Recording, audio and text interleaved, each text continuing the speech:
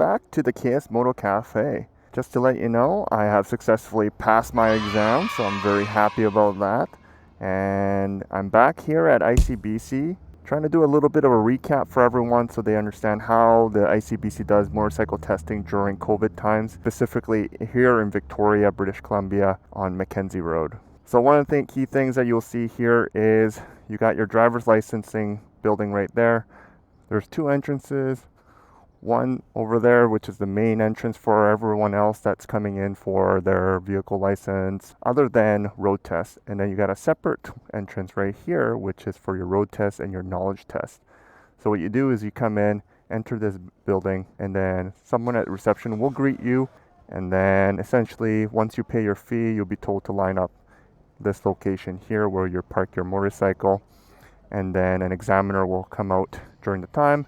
And then as you can see in front of me there, that gentleman is right now either getting a debrief or is about to go for his motorcycle exam, where he wears the vest that has walkie-talkie attached to the vest itself. And then the examiner will be following you with the ICBC road test car, who will be talking to you through that walkie-talkie system. And really all you have is receive mode. If you do want to speak to the examiner, you can press a button, but the instructions are you only use it if you must on emergency cases. So that's kind of how it works.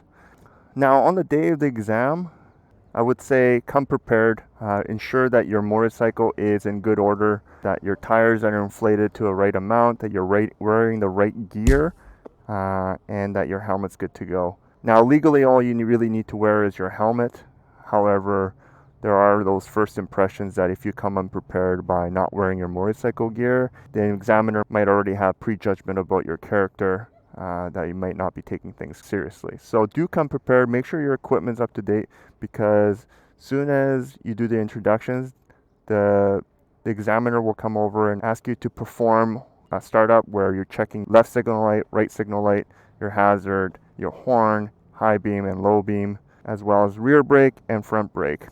And while he's asking you to do that, he will go around the motorcycle to make sure all that functions work. And that's kind of the beginning stages of the test. Now, there is a time for you to ask questions, and this is very important for you to kind of establish your rapport with the examiner. And one of the key questions for me to ask during the time of my test was, because my test was during the spring break time, I had to ask the fact whether or not he expects me to go down to 30 kilometers per hour during school zones, because schools are not in session during spring break. And he acknowledged that I don't need to, because when the school is out and the rule's not there. Therefore, I can go 50 kilometers per hour on residential zones. However, some examiners might find it different and that they want you to go by the 30 kilometers speed limit. So you do have to ask that question if you are taking your exam during the summer, winter, or spring break time. The other question for me was, in the area here in Victoria, there's a lot of residential areas where even though it's 50 kilometers per hour, there are these big speed bumps to slow you down, and you're kind of forced to go below 40 kilometers per hour in certain areas. And because there are instances where examiners will fail you if you go too slow below the speed limit, I had to ask the question what his point of view is. And my examiner told me to go by the speed limit, but don't be stupid. Obviously, slow down if you need to if there's a speed bump. So that's what I did. I kind of jumped down to 35 to 40 kilometers per hour going over the speed bumps. And then once I'm over, I revved it back up to 50 kilometers per hour. So it's kind of a up and down, up and down. So after the question period, what they'll do is a radio check with the vest that you get from ICBC and give you a couple tests saying, can you hear me? Can you hear me? You give them a thumbs up, and then that's it. I originally thought that you can use the Bluetooth headset for the exam, but you cannot use your own recording or Bluetooth devices, and they ensure that it's turned off during the exam. It really ultimately comes down to 50% skill level, and then 50% luck is kind of the model that I went with. No matter how much you practice, if the weather doesn't turn out to be good, and if your examiner is having a very bad day, little mistakes might not allow you to pass. Like, I had my fair share of mistakes on the road during my exam, and I for sure thought it could go either way. But then when I looked at the score sheet, everything was perfect except for the fact that I did a rolling stop turning right, and that just comes with my bad habit of doing a rolling stop. However, for you, if you're doing your test, make sure you do a complete stop and then you do your left, center, right shoulder checks. So let's imagine that this is a clock and I'm right in the middle. For me, the shoulder check is hands on the bar. If this was a clock and I'm sitting right in the middle, then my right shoulder check would be looking at the 5 o'clock with my right eye. And then if I'm doing a left shoulder check, then my left eye is aiming towards the 7 o'clock position. That's the extent of my shoulder check, and obviously it worked. And for the scan across the roads, this is what I do naturally anyways. So I go from left, center, right, left, center, right. The first time I do it is before I move into the intersection by scanning left, center, right. And then while I'm inside the intersection, I still do a left, center, right to make sure that I haven't missed any hazards going through the intersection. And I don't do that just for the test, I just do that naturally, just because I know intersection is like the #1 area for motorcycle accidents. So another key point that I read up and I decided to do was to put a contrasting color tape on my helmet in the back. It really helps examiner to see your head movement, especially if you have one single color helmet like mine, which is all matte black. So I put a silver duct tape on it to allow the examiner who's following behind me in a car to see from far that my head is actually moving. So I got perfect scores on my head movement and my shoulder check, so good to go on that. So let's go for a rip, and I'll kind of point out the key details, what you need to watch out for on the road during your exam day. I'm not going through the exact route that I took because I don't honestly remember it. It's not the route that I took for the road test preparation course, but my advice to you is not to prepare just for one route. You should really prepare yourself to be safe on the road itself. So don't try to zone in to study just for the test. Study for you being safe on the road, and that way you can be confident on the road. And if you do fail, then just practice again, because in the end it's not their job to pass you, it's your job to get safe on the road, for them to feel confident that you will be safe on the road for yourself and others. So let's start up the engine and get it going. So during my post, there's a lot of discrepancy on how to stop here for the guys who are taking the test in Victoria. It's not in front of the speed bump here. It's actually just behind this line here before hitting the road. Make sure you turn your signal on, do your little shoulder check around the corner, and then here you go, you move out.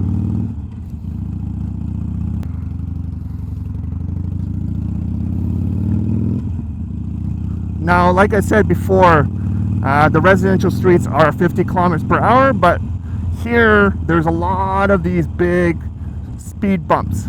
So it's not impossible for you to go over this at 50 kilometers per hour, but it's definitely uncomfortable. I take it at 40 kilometers per hour, and then I speed up a little bit, and then halfway through, when I see another speed bump, I'll slow down and then take it over. In a small residential area like this, again, 50 kilometers per hour is the rule, but you can go down to 40 if you need to. I did because I don't want to hit a car. During my test, there's a car that came out blindly, and if I was going 50 kilometers per hour, we would definitely had issues with possible collision. Now, one thing that you really need to remember is you need to stay confident on the road. There's definitely a chance for you to screw up during the road test, whether you took the turn too widely, or, and for my instance, I scraped my pegs and I thought like, oh man, I'm done. But you need to stay confident throughout the entire road test, because the test is not over until the engine is turned off at the parking lot at ICBC. So even if you screw up badly, just keep continuing on, because you'll just further stress yourself to make bigger and bigger mistakes, and that's not safe for anybody. So assume that you're still in a passing grade and just continue on. Now, on the road test itself, what you'll be doing is going through residential zones. You will go through a couple playground zones, which will bring you down to 30 kilometers per hour. And when you go through the playground zone or school zone, make sure that you make it obvious that you're looking at the sign with your head. And then that you also make it obvious when you see the back end of the sign on the other side of the road, to show them that you know when the school zone or the playground zone has ended. So you'll go through those residential areas where they'll test you on those speed changes, and then they'll also make you do a U-turn, which for me, I had to do it twice, one for the test and one I think because the road was closed and we had to turn around. So for that, make sure you do your shoulder check and you signal properly. And then what you'll do is you'll go on the highway for just one segment. And for this one, you just gotta make sure that you go up to speed for you to safely merge with the ongoing traffic. So if it's 80 kilometers per hour, make sure that you're at 80 kilometers per hour. For me, it was a little bit more congested, and the car that was next to me did not go forward. So I actually had to speed up to like 85, 90 to get ahead of them. Make sure you signal and you signal out. There's not going to be any lane changes during the highway. At least for my test, I didn't. It was just for you to get on, merge in, and then get out. Now, lane position choices are something that you as a rider should really get used to on choosing your number 1, number 2, and number 3 lane positions depending on the conditions of the road, conditions of the cars around you, and the conditions of whether or not you're doing a left or right turn. So if you don't know where you need to go for your lane position, I will make a separate video for that, but get into the books on how or where you should optimally position yourself for lane positions. It comes down to your own safety, because other than bicyclists and pedestrians, you are the next chopping block of getting hurt against any of these cars. So it's all mostly meant to protect you as a rider on the road. In terms of speed, as I explained before, you got to read up on your residential and your highway maximum speeds are when the speed is not posted. As you can see there in the yellow and black sign, it says 30 kilometers per hour, but if it's yellow and black, it's a cautionary, it's not a rule. So it's telling you to caution, slow down, but it doesn't mean it's by law. But if it's on white and black like that, it'll tell you what speed you need to go. However, because I asked the question whether or not if we're going to the school zone speed during spring break, the answer was no, so I went at the speed limit, which would be 50 kilometers per hour. Had I done this test during school hours on regular school days, clearly I would be going 30 kilometers per hour at this point. Now on my left, I don't know if you can see it, is the backing of the school sign, and what I would do is I would just peek left and look back and make sure that, yep, that is the end of the school zone.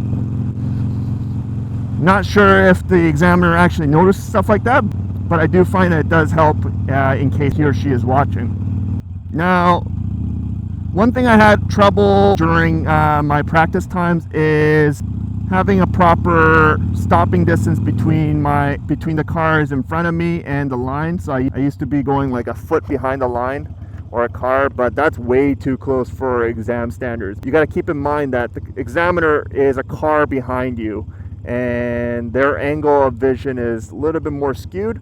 So if you're like a foot away from the line, they'll think that you're on the line, which is a no-no. So generally for me, about a meter or 3 feet behind the car was a safe distance. And to be honest, that's kind of a safe thing to do. So I've been correcting myself on that since the test. Now, this is not the time for you to do weaving or, having fun on the road. You are still being examined for safety. So I made myself clear in my head that I will not be giving biker waves. Instead, I'll just do biker nods, because I didn't want to look like I'm showing off. So areas like this that's about to come up, again, you got that sign that says 30 kilometers per hour in black and yellow.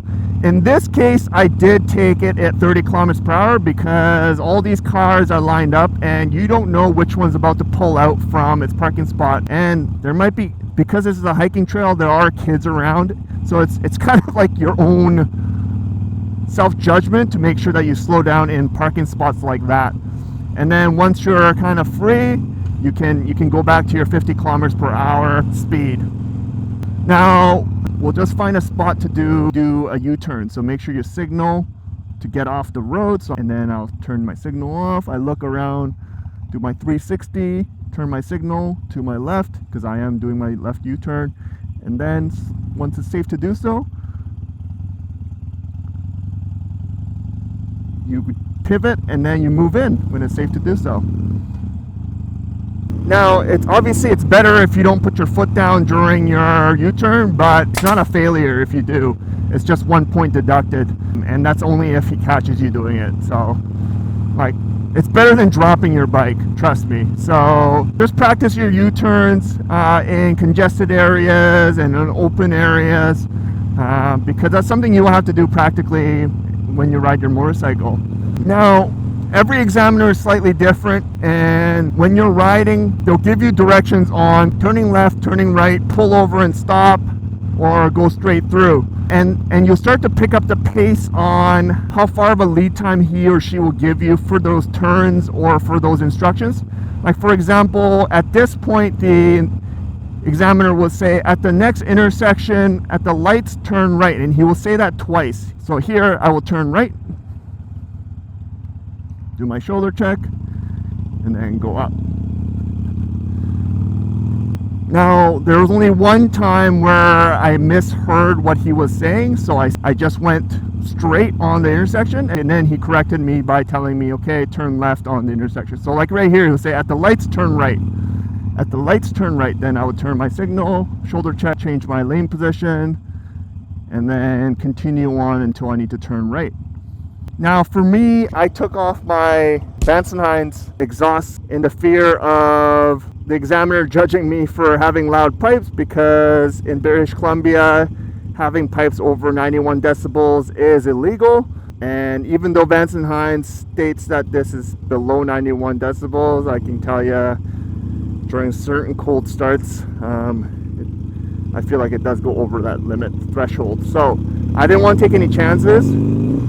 And as well, I didn't know how loud that speaker system on the vest would sound like, so I wanted to make sure I get the best possible chance of passing the exam. So I switched my exhaust to stock because it was a lot quieter, and it paid dividends for me because I was able to hear him clearly. But after doing the test, I would tell you the speaker system is very loud, and I for sure would be able to hear that examiner even using my Vance & Hines slip-ons.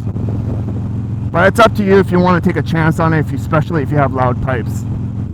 Now, on my exam, even though it was a beautiful sunny day, there were some weird things that were happening on the road. Like, there was a lot of construction, which is normal around this area, and then there was like a big accident that happened right here, which had fire trucks, like 5 police cruisers, 2 vehicles that were crashed together, and a tow truck. So it was a bit of a challenge to get around it, but I'm accustomed to that because I've been driving for 20 years, so I knew how to handle myself.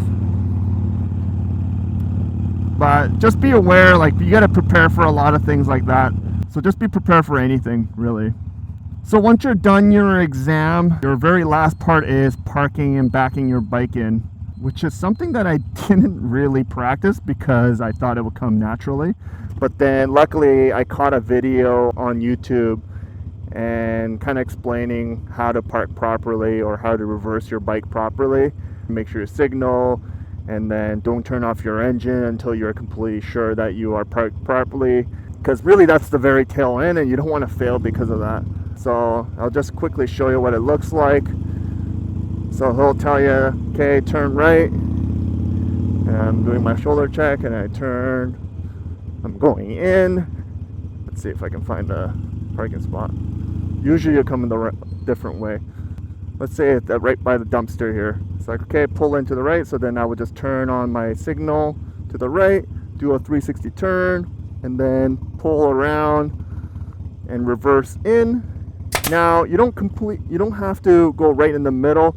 What I did was I fixed myself by going forward, and then after that I reversed back into the middle like this.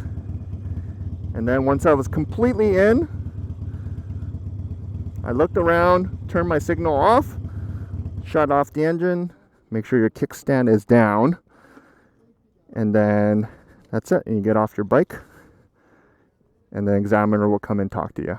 And then once you're done that, you'll find out whether you pass or fail, and then you go inside back into the building where they'll make you pay for your license, because you get a new license card for getting your Class 6, at least for ICBC.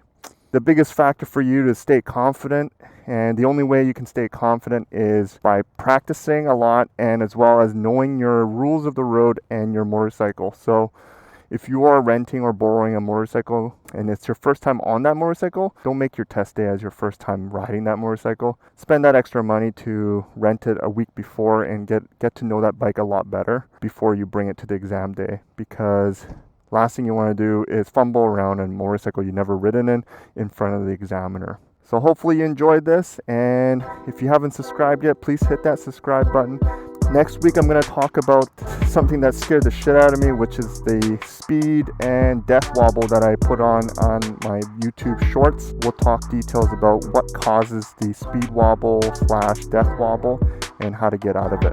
So if you have any specific questions about my experience at ICBC for my road test, find me on Instagram at ks_moto_cafe, or leave a comment below and I'll at least give you more advice on how to pass, or at least through my experience. Until next time, take care, ride safe, peace.